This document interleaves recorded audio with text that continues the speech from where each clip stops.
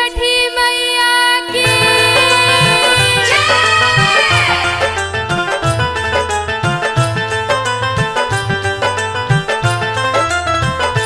Music by उत्तम शर्मा।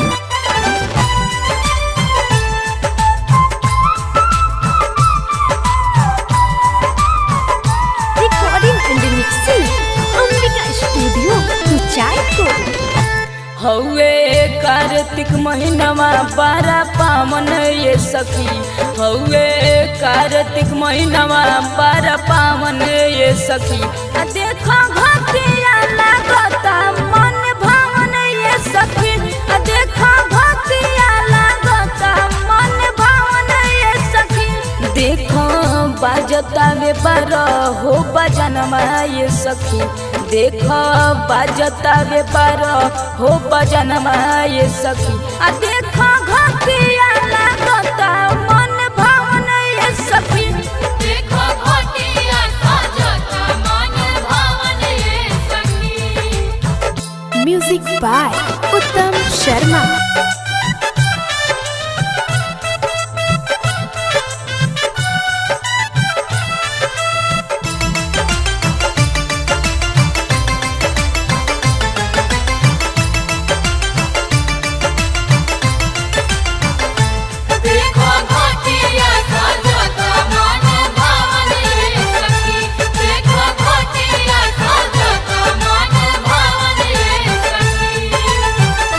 गौवा में हमारा आइल बा खुशहाली, दिया ना जरावो मनाव तू दिवाली।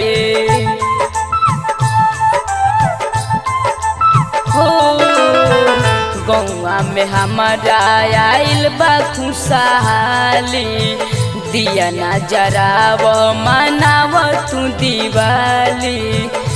ये जी मंगल गीत झूमर गावा ये सखी, ये जी मंगल गीत झूमर गावा ये सखी।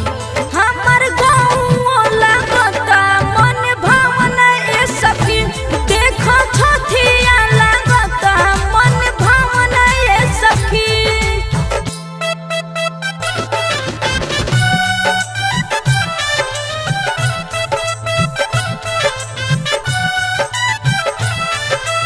Recording and mixing Ambika studio Kuchaikot.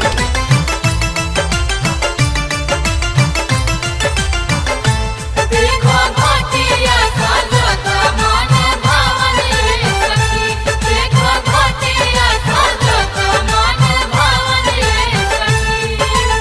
शुभ दिन आ गइल मन भइल मस्त हो, पापा जी काम में रही ना व्यस्त हो।